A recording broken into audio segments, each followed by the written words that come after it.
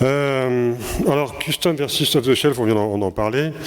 La customisation, c'est quelque chose qu'on peut étendre à différents domaines, et c'est quelque chose qui s'impose un peu dans le monde en général. Est-ce que ça a un sens dans les prothèses de genoux? Qu'est-ce qui est customisable ou pas? Qu'est-ce qu'il est recommandé de customiser ou pas? C'est des questions qui peuvent encore rester un peu ouvertes. Est-ce que c'est faisable? Est-ce que c'est possible matériellement de le réaliser? Est-ce que c'est possible financièrement?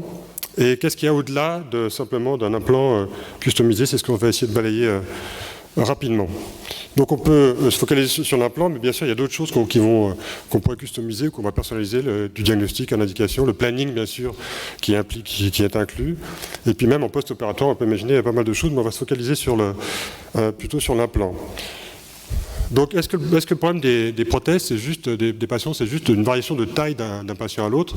Michel Bonin ou d'autres travaux ont montré que non, que les genoux, c'est pas juste des genoux qui sont juste proportionnels, il suffirait rajouter des tailles, aussi bien à PML que dans les obliquités, sans compter la trochlée, les facettes rotuliennes, les courbures, j'en passe, c'est des meilleures.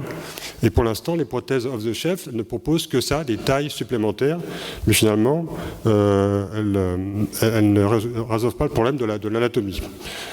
Et c'est pas Frédéric Lavoie qui me dira le contraire quand on parle de la cinématique. Alors là, on s'éloigne encore plus de la réalité puisque les condyles sont asymétriques. On a vu aussi la pente tibiale, l'obliquité de coupe, etc. Donc, imaginez qu'avec une prothèse standard symétrique, on puisse résoudre la cinématique de tous les genoux. Moi, faire beaucoup de gymnastique, de coupe, de rotation, que sais-je, c'est sans doute un peu illusoire. Et je ne pense pas que même en rajoutant des tailles supplémentaires, on arrive tout à fait à résoudre cette quadrature du cercle. Alors bien sûr, les manufacturiers de prothèses proposent des solutions qui sont toutes un peu différentes. Le problème, c'est qu'on n'a pas toutes ces prothèses au bloc, ou alors il faudrait les adapter à chaque patient, ou envoyer le patient à un confrère qui met la prothèse adéquate. Enfin, c'est un peu compliqué. Et en fait, pour l'instant, on fait quand même plus des genoux de prothèses que des prothèses de genoux, et c'est un peu pour le moment le problème.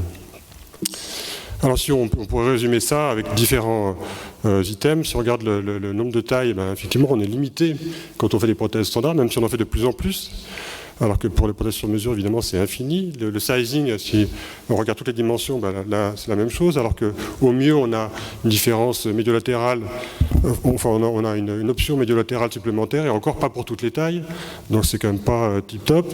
La cinématique, n'en parlons pas. Le contour, le raccordement à l'os, c'est quelque chose aussi de crucial si on veut que les parties molles ne frottent pas sur des coupes ou ne soient pas en surdimensionnement. La trochlée, c'est pareil. On a une trochlée pour quelle que soit votre prothèse, vous avez une seule trochlée. Or, il y a des variations anatomiques absolument considérables. Et on a coutume de dire que la fémur patellaire est le problème, le maillon faible des prothèses de genoux, c'est celui qu'on résout le moins finalement, donc c'est pas très logique.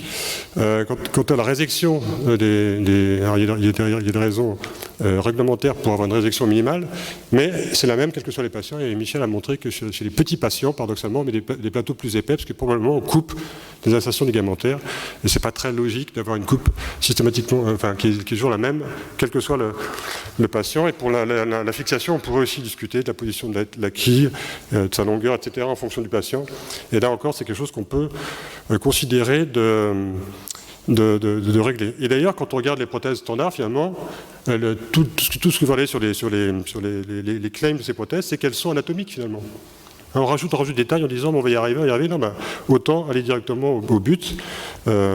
C'est plus simple.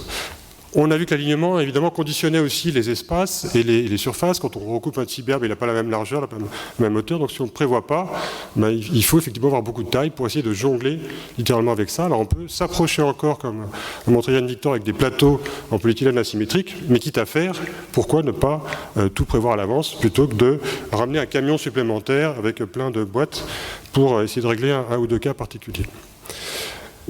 Quant à la rotation, c'est pareil. La rotation, c'est un problème de triche, finalement, parce que on est obligé de faire tourner ces implants qui sont symétriques dans un genou qui ne l'est pas. Et là encore, finalement, les implants off-the-shelf, on peut en rajouter autant qu'on veut de taille. On ne va pas arriver à résoudre ce problème.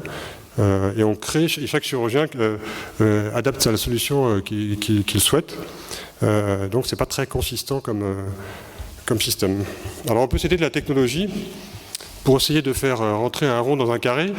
Je pense, si on veut être un peu caricatural et un peu provocateur, ces nouveaux outils, parfois, ils permettent surtout d'arriver à la mauvaise solution, mais de façon absolument consistante.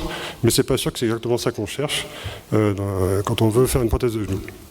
Alors c'est bien gentil tout ça, mais est-ce que c'est possible de faire des prothèses sur mesure? Est-ce que ça ne coûte pas une fortune de le réaliser? Et est-ce qu'il y a des bénéfices aussi à en tirer sur le plan du modèle économique? C'est ce qu'a démontré Symbios.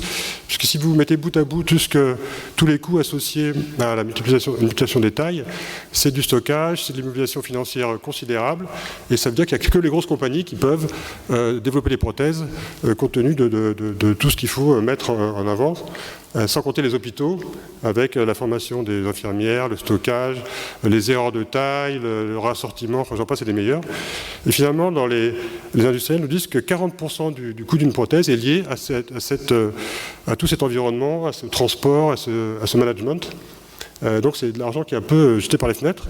Et grâce à ça, finalement, on peut faire une prothèse de genou sur mesure, qui est réellement sur mesure, et qui soit rentable.